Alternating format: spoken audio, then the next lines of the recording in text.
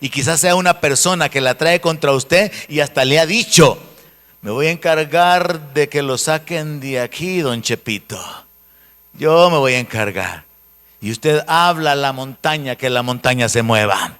Usted llama a la bendición, que la bendición se manifieste en su vida. Amén. Así que errores que tenemos que evitar, y esto para todos los predicadores, para todos los ministros de la palabra, para todo líder y para todo creyente. Errores que tenemos que evitar. Número 1, no debemos reprender las cosas. Usted no puede estar: yo reprendo el sueño, yo reprendo las cadenas, yo reprendo los yugos, yo reprendo las maldiciones, yo reprendo el pasado. Suena como espiritual, ¿verdad? Suena como que ya tiene algo de entendimiento. Pero en realidad más bien es un accionar un poco mecánico, un poco religioso, porque usted no puede reprender con decir el verbo reprender, y usted no puede reprender las cosas. Usted no puede reprender el pasado de alguien.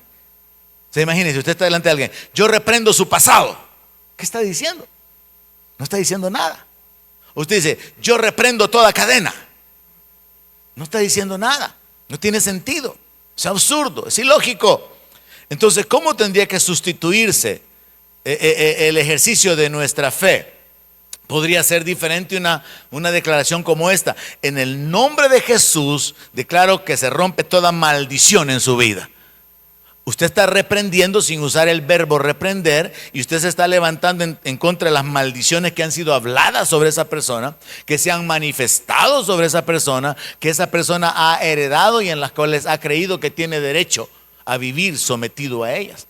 Entonces usted viene en el nombre de Jesús, usando la autoridad para romper toda maldición, quebrantar toda obra del enemigo. O usted podría ordenar que todo estorbo sea removido. Por ejemplo, hay alguien que está con dificultad para recibir su sanidad, hay obstáculos espirituales, hay estorbo. Entonces usted viene en el ejercicio de su fe y de su autoridad, y usted dice: yo ordeno ahora que todo obstáculo que esté impidiendo la sanidad en su cuerpo sea removido en el nombre de Jesús. ¿Qué podría ser ese obstáculo? Gente que le está hablando de que esa es la voluntad de Dios, argumentos en su mente de que usted es indigno de recibir, o un enemigo espiritual que se está encargando de estorbar la manifestación de la sanidad. Entonces usted viene y usted ordena que todo estorbo sea removido. Esa sería la forma correcta.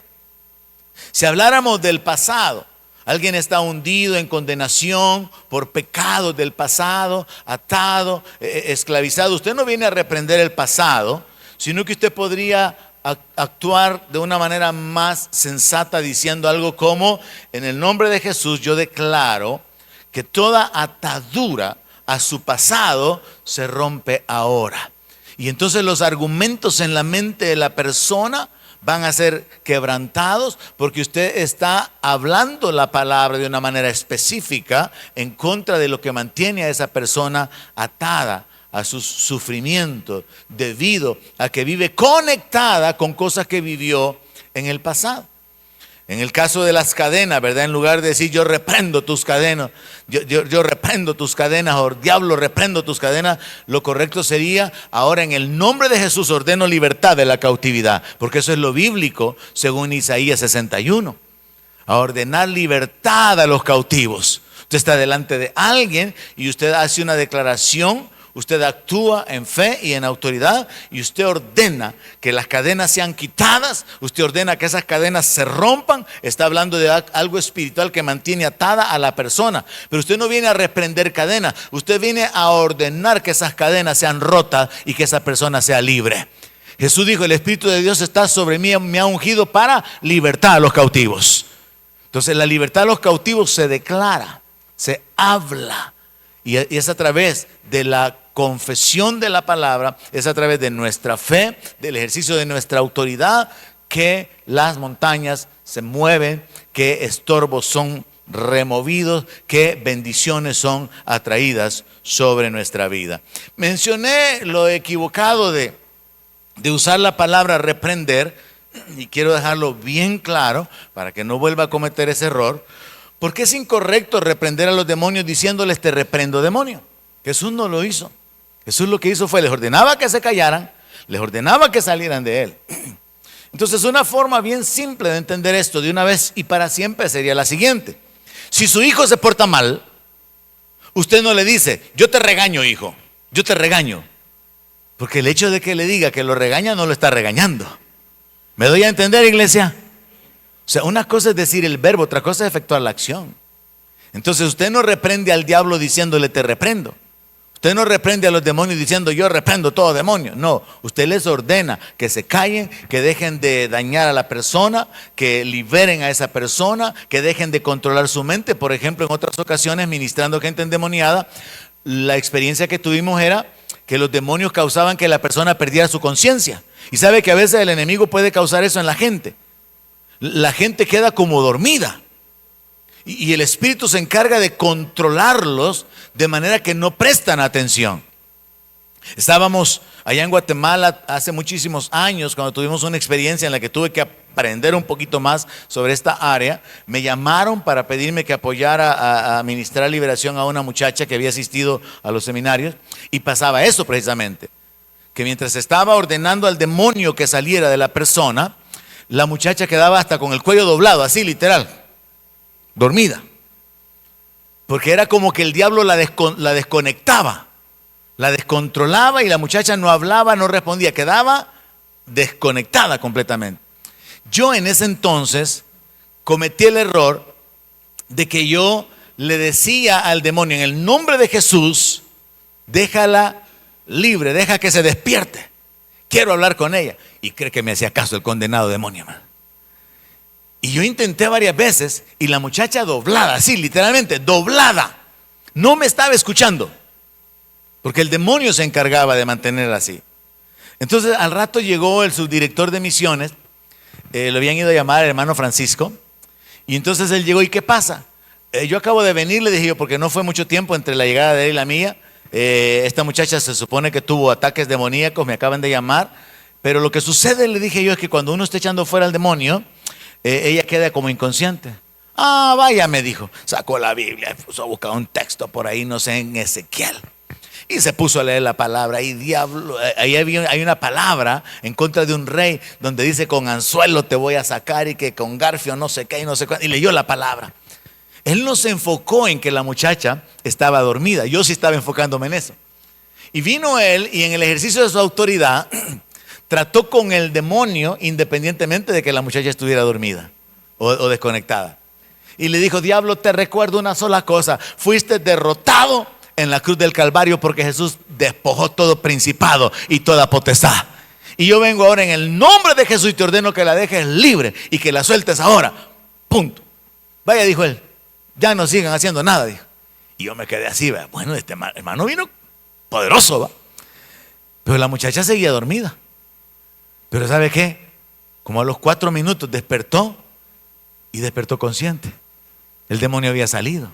Entonces son cosas que en el camino tenemos que ir entendiendo de cómo se opera en el mundo espiritual. Yo estaba queriendo que el demonio la soltara para despertarla, para platicar con ella, para pedirle que confesara a Jesús, que renunciara. Pero este hermano vino y de un solo en contra del demonio le ordenó que se fuera y le dijo, y tenés que irte porque ya estás vencido. Así que ante esa posición de autoridad y de fe, el demonio la dejó y ella quedó normal. Y estuvo en el resto del seminario normal, porque ella fue liberada. Entonces es el asunto, hermano, de poder pararse en el conocimiento de la palabra, no usando la palabra reprender, sino verdaderamente reprendiéndolo, como vimos en los ejemplos del Señor Jesucristo. O en Marcos 1:25, donde Jesús reprendió al demonio diciendo, cállate y sal de él. O Marcos 9:25, donde también Jesús reprendió al espíritu diciéndole, espíritu mudo y sordo, yo te mando, sal de él y no entres más en él. Vea la reprensión efectuada en esas dos órdenes. Entonces reprender, hermano, no es decir el verbo reprender, es ordenar, es usar la autoridad específica en contra de las acciones que el demonio está efectuando. Ese sería el segundo error, mencionar la palabra reprender en lugar de reprender. Tercer error, contarle a Dios que reprendemos al diablo. Ya le mencioné, si estamos orando, si estamos hablando con el Padre, si estamos pidiendo bendición, si estamos pidiendo milagros, su manifestación, no deberíamos Venir delante de Dios y Padre, venimos reprendiendo al diablo. ¿Por qué usted le va a contar a Dios que viene reprendiendo al diablo? Muchos cristianos hacen eso. No tiene sentido. Si usted está orando, usted está en comunión con Dios. Si usted está ministrando liberación, usted está reprendiendo al diablo. Son dos acciones totalmente distintas. Pero es un error muy común, así que líderes, por favor, no lo hagan, que mientras estamos orando, metan en medio y reprendemos al diablo. No, es que usted está orando, usted le está hablando a Dios. No está hablando con el diablo, ni le está contando a Dios que reprende al diablo. Usted vea el modelo del Señor Jesús. Él reprendía, Él sanaba a los enfermos, Él oraba. Son acciones totalmente separadas y diferentes. Ahora, si yo quiero ministrar a una persona endemoniada, sí puedo orar: Padre, glorifícate en la vida de esta persona, obra a favor de ella, fortalécela, manifiéstate, Señor, que tu voluntad sea hecha y que ella sea libre. Estoy orando por la intervención de Dios a favor de ella. Pero luego dejo de orar, el objeto o sujeto de mi conversación o de mis palabras ya no es Dios, sino que ahora vengo en contra del demonio. En el nombre de Jesús, espíritu de enfermedad, fuera de ella. No estoy orando. Entonces no hay que mezclar las dos cosas. No hay que venir delante de Dios a contarle que estoy reprendiendo al diablo. Reprender al diablo o a los demonios no se hace con oración. Amén. Reprender al diablo no es oración. Es el ejercicio de su autoridad. Es un acto de fe. Y tampoco se le pide a Dios que lo haga. Así que es un error que mientras estamos pidiéndole a Dios milagros, su manifestación, su respaldo, le contemos que venimos reprendiendo al diablo, o que le pidamos al Señor: Señor, reprende todo espíritu inmundo. Porque Él nos ha delegado a nosotros la tarea de hacerlo. Entonces usted no le pide a Dios que Él reprenda. ¿Por qué usted le va a pedir a Dios que Él reprenda al diablo? Si Él nos ha dicho a nosotros: en mi nombre echarán fuera demonios. Le estamos devolviendo a Él la tarea que Él nos ha dado. ¿Me doy a entender? Él es el que ha dicho que tenemos que hacerlo.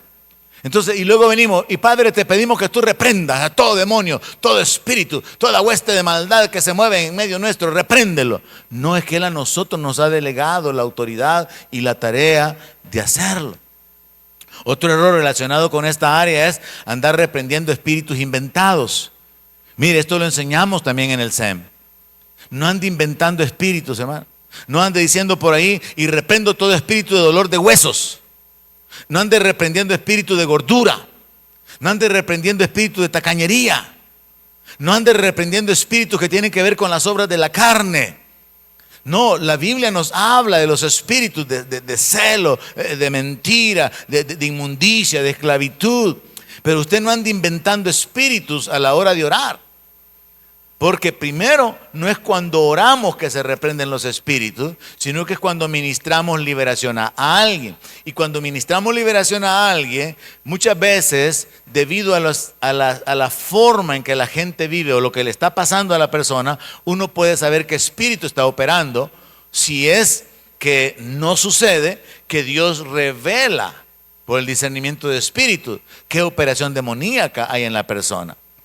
Entonces, por ejemplo, se daría el caso de que le llaman para que ore por un enfermo y Dios le revela a usted que no es la enfermedad el problema, sino que hay un espíritu de enfermedad. Entonces usted no ora para que la enfermedad sea corregida, anulada. Usted no habla la autoridad, no habla con autoridad para llamar la bendición y la salud, sino que usted usa su autoridad para echar fuera el espíritu de enfermedad. Y el ejemplo de esto está en aquella mujer que estaba encorvada por 18 años.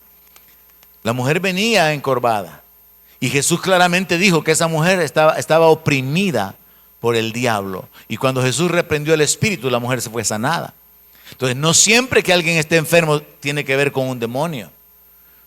Y no siempre que una persona esté endemoniada esté enferma. Entonces se necesita saber cómo tratar en cada situación. Pero lo primero que quiero que quede claro es: no mezcle la oración al Padre con el ejercicio de su autoridad en contra de las fuerzas del enemigo. Lo último en esta área del diablo, hermano, Hay creyentes, hay pastores incluso, que hasta cuando leen el nombre Satanás o el adversario o el diablo, que el Señor lo reprenda, dicen. Y es un dicho. Y están predicando y entonces vuestro adversario, el diablo, anda como león rugiente buscando a quien devorar. Que el Señor lo reprenda, dicen. Y se vuelve un cliché de muchos evangélicos, que el Señor lo reprende. ¿Y por qué lo va a reprender el Señor? Si Él ha dicho que nosotros lo echemos fuera.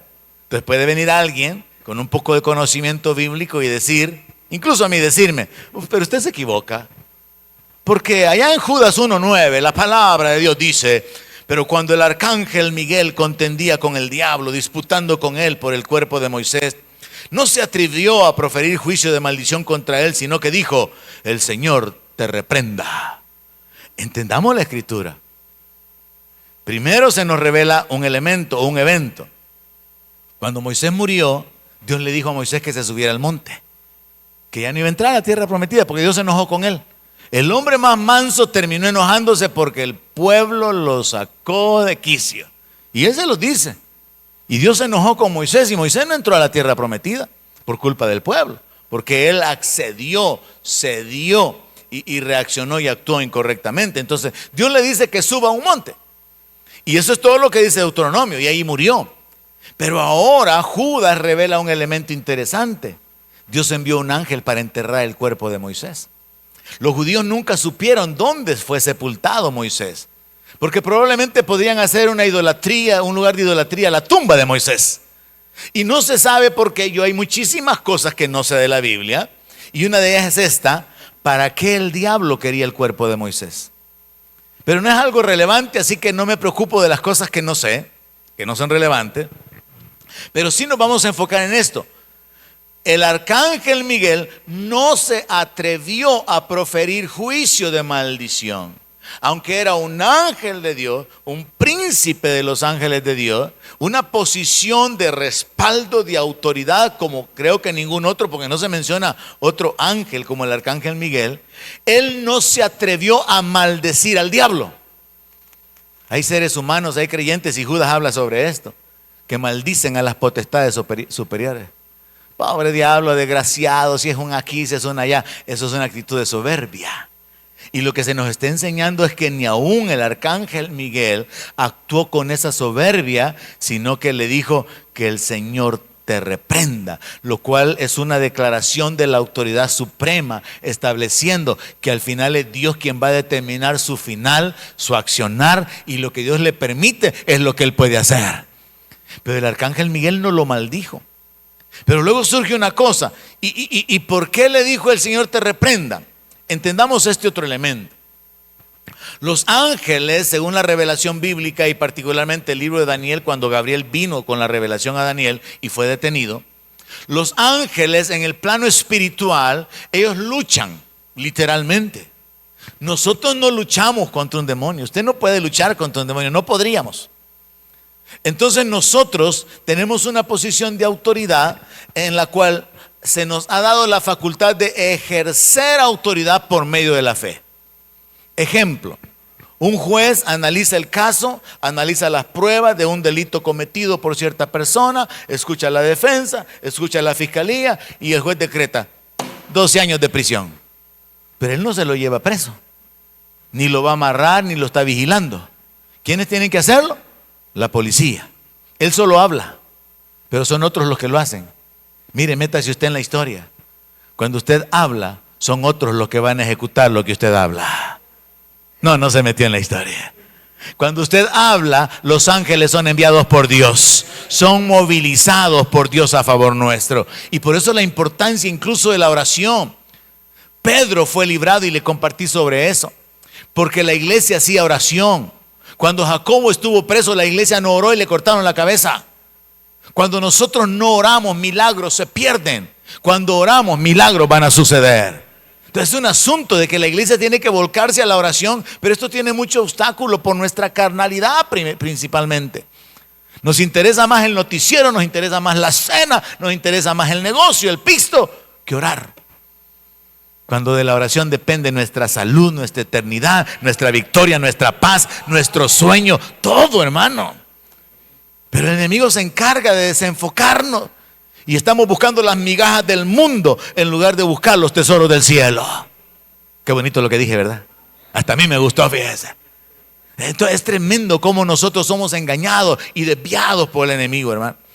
Así que entendamos, nosotros no podemos luchar contra los demonios y Dios nos ha dado la facultad de usar nuestra autoridad para detenerlos, para ordenarles que salgan. Y aquí pues entendamos, no se nos ha dado la autoridad de mandarlos al abismo, no se nos ha dado la autoridad de encarcelarlos. Todo eso ya no es bíblico, son desviaciones incorrectas.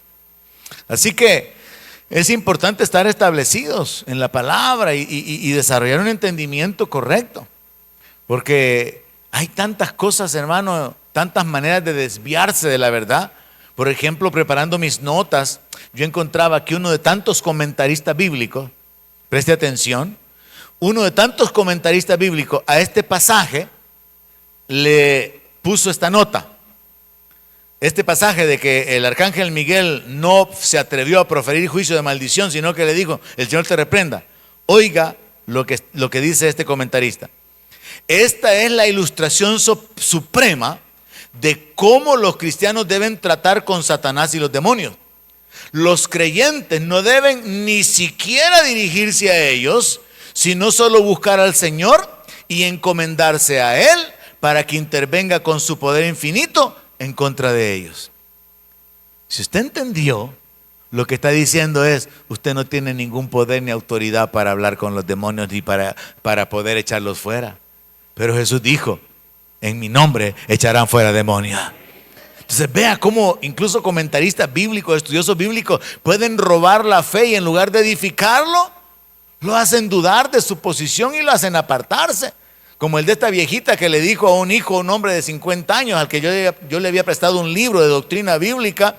Cuando llegó al tema de echar fuera demonios, la viejita como de 70 años le dijo al hijo como de 50, mira, le dijo, eso que estás leyendo, eso está malo, le dijo, por los ojos se te van a meter los diablos, deja de estar leyendo eso, le dijo. Y el hombre en su ignorancia dejó de leerlo y me devolvió el libro. Y yo contento, ingenuo, ¿qué tal? ¿Lo leyó? ¿Le gustó? Pues leí varias cositas por ahí, me dijo, pero llegué ahí en el área de los demonios y mi mamá me regañó.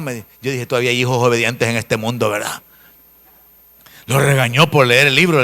Sí, es que me vio ahí leyendo que lo echar fuera demonios y me dijo que se me podían meter por los ojos, me dijo. Ay, yo me daban ganas de coscorronearlo, pero como no tenía autoridad sobre él, ¿verdad? Venga, traiga para acá mi libro, le dije yo. Recuerdo haberle dicho un par de cosas, pero sí me admiré de la ignorancia que tienen muchos creyentes de iglesias grandes, pero porque al final es parte de la diligencia o de la negligencia que los cristianos tienen. Así que número 4, no tenemos que orar por lo que ya está hecho, el cuarto error, ni pedirle a Dios que haga lo que nosotros tenemos que hacer. Es incorrecto, por ejemplo, orar, bendice tu palabra, Señor, ya la palabra está bendita. O como se dice bíblicamente, mecánicamente, que el Señor añada bendición a su palabra. Suena así bien espiritual, ¿verdad? Después de terminar el mensaje, que el Señor añada bendición a su palabra. No podemos orar por lo que ya está hecho, ¿no? O decirle al Señor, bendíceme más, si usted está bendecido con toda bendición espiritual. Lo que necesita es revelación y sabiduría para poseer las bendiciones. No pedirle a Dios que lo bendiga más. O si no, pedirle a Dios, hermano, cosas que son nuestra responsabilidad. Mire, cuando oremos en público, no ore por lo que es responsabilidad de la gente hacer. Por ejemplo, Señor, haz que seamos responsables. ¿Qué irresponsabilidad orar de esa manera, hermano? Pon en nosotros el deseo de diezmar. ¡Qué ingrato! Que Dios lo mueva para poder diezmar, si es una cuestión de obediencia. Quítame el enojo y los celos. Dios nos dice, quítense de vosotros toda gritería. No es quítamelo, Señor. Es nosotros renunciando y haciendo morir lo terrenal. Haz de mí una persona consagrada. Son acciones de nuestra voluntad, de nuestra decisión. Y no le podemos pedir a Dios que Él lo haga. No podemos pedirle a Dios que Él tome responsabilidad de lo que es nuestra responsabilidad. O esta que es más común, dame paciencia, Señor. No, usted tiene que ejercitar la paciencia. Su responsabilidad, dame más amor por las almas. No, usted enfóquese en el amor que Dios ha tenido por usted y ame a la gente hasta el punto que esté dispuesta a invertir en ella sus finanzas, su tiempo, para poder atraerlos a Cristo, traerlos, ir a recogerlos en su carro, financiarlos, invitarlos a comer, para poder darles un buen testimonio. Otro error, orar por parientes o por familiares. Conviértelos, Señor, haz que se arrepienta. No, si Dios manda a todo hombre que se arrepienta. Es responsabilidad del ser humano que se arrepienta.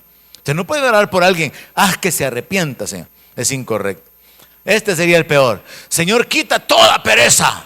Haraganes. Y orando que el Señor quite toda pereza. No, hermano. Así que no ore pidiéndole a Dios que Él haga las cosas que son responsabilidad nuestra. Número 5. No debemos confesar ni pedir aspectos contrarios a la voluntad de Dios. Por ejemplo, sería incorrecto decir: yo acepto llevar mi cruz de sufrimientos. Pero esa cruz de sufrimientos son consecuencias de su pecado, de sus malas decisiones, de vivir sin Dios, alejado de Dios. Y entonces usted bien humilde se oye, ¿verdad? No, es que yo acepto que tenemos que seguir al Señor y llevar nuestra cruz, hermano. Pero esa no es la cruz que Dios quería que llevara, es otra, pero usted está confundido. O si no, decir, por ejemplo, es que yo sé, estoy bien consciente, mire, yo heredé las maldiciones de mi familia. Son confesiones que no deben hacerse. O por ejemplo, no, yo ya no tengo esperanza, yo creo que Dios no va a hacer nada. Son confesiones negativas, derrotistas, pesimistas.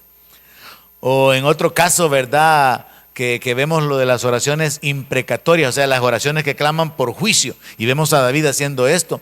Que alguien en este tiempo de la gracia, sin misericordia, ore de esta forma por alguien: mándale la muerte, Señor, azótalo, Padre. No sería correcto, porque somos llamados a tener misericordia. O una confesión como por ejemplo: estoy deshecho, ya no puedo más, porque el Señor le da fuerzas al que no tiene ninguna. Y dice la palabra: diga el débil, fuerte soy, ¿verdad? En lugar de decir lo contrario. Entonces esos son los 5 aspectos negativos con los que quiero cerrar. Y la cereza del pastel sería: ¿qué significa atar y desatar? Se ha utilizado la escritura relacionada con la autoridad delegada por el Señor en ese lenguaje figurado. Todo lo que aten en la tierra va a ser atado en el cielo. Todo lo que desaten en la tierra va a ser desatado en el cielo. Es un lenguaje figurado que nos habla de nuestra autoridad, de poder a través de la confesión, a través del ejercicio de nuestra fe y de nuestra autoridad, detener las obras del diablo. Y eso sería igual a atar o impedir las manifestaciones del diablo. De proclamar o llamar las cosas que no son como si fuesen. Y eso sería igual a desatar las bendiciones, desatar la vida. Entonces ese lenguaje figurado hace que muchos cristianos evangélicos se pierdan. Y entonces hay muchos por ahí que andan atando demonios. Y surgió en la época, por ahí por los 90, fuertemente, lo de andar atando al hombre fuerte y de andar atando a los demonios. Y allá en Guatemala, este hermano que siempre oraba, que ataba al animal más grande y lo ataba de pies y manos y le ponía bozal todavía, así lo decía él en su supuesta oración: Padre, venimos atando al animal más grande y lo amarramos de pies y manos y le ponemos bozal. El primer error, le está contando a Dios algo. Segundo error, es absurdo, ridículo que esté atando de pies y de manos y hasta poniéndole bozal. Y el último error: y lo mandamos al abismo de más adentro. Si no hay abismo de más afuera y de más adentro. A Pablo fue que metieron en el calabozo de más adentro, pero los cristianos a veces agarran un pedazo de Biblia por aquí, otro pedacito por allá, y la juntan y hacen un solo relajo. No haga ensaladas bíblicas, hermano. Camine en la palabra. Así que en realidad, punto final, no existe la oración de atar y desatar, pues no es con Dios con quien hablamos, sino que el hacer confesiones de la palabra de Dios, de llamar las cosas que no son como si fuesen, esa es una forma de recibir las promesas, y eso es equivalente a desatar las bendiciones. Luego, resistir al diablo, que es un privilegio nuestro por medio de nuestras expresiones de autoridad, o hablar en contra de las obras del diablo. Eso es equivalente a atar las maldiciones, a impedir o a paralizar las obras del enemigo. Así que atar significa impedir que algo suceda, que algo se manifieste. Y desatar significa liberar, lo cual en el ambiente espiritual incluye la idea de que algo funcione o que algo se manifieste. Así que podemos desatar, activar o liberar la provisión económica, el poder de Dios, la salud, la sanidad, la sabiduría, a través de confesiones de nuestra fe. Y podemos detener la enfermedad, las maldiciones, la pobreza, la miseria, la esclavitud, a través de nuestra autoridad, ordenándole al diablo que se detenga. Y eso equivale a atar el poder del enemigo. Así que, hermanos, no es bíblico andar atando demonios. Yo desde que comencé a escuchar sobre esto siempre tenía una pregunta. ¿Por qué los ministros o creyentes que creen en el poder de atar demonios nunca se han puesto a pensar, ¿y quién los vuelve a soltar, pues? Porque si los amarraron o no los amarraron bien, o alguien los suelta. Entonces hay algo ahí que no cuadra en lo lógico. Pero la verdad es que Jesús nos instruye a través de su palabra a echar fuera los demonios. No hay nada que diga a amarrar demonios, a atarlos, ni mucho menos a encarcelarlos. Amén, iglesia. Oramos y damos gracias a Dios por su palabra. Señor, gracias por instruirnos. Gracias por revelar tu voluntad, por darnos entendimiento. Padre, ayuda a cada uno de mis hermanos para que en el ejercicio de su fe y de su autoridad puedan ver tu respaldo, tu manifestación. Dales entendimiento, dales sabiduría, dales inteligencia espiritual, Padre.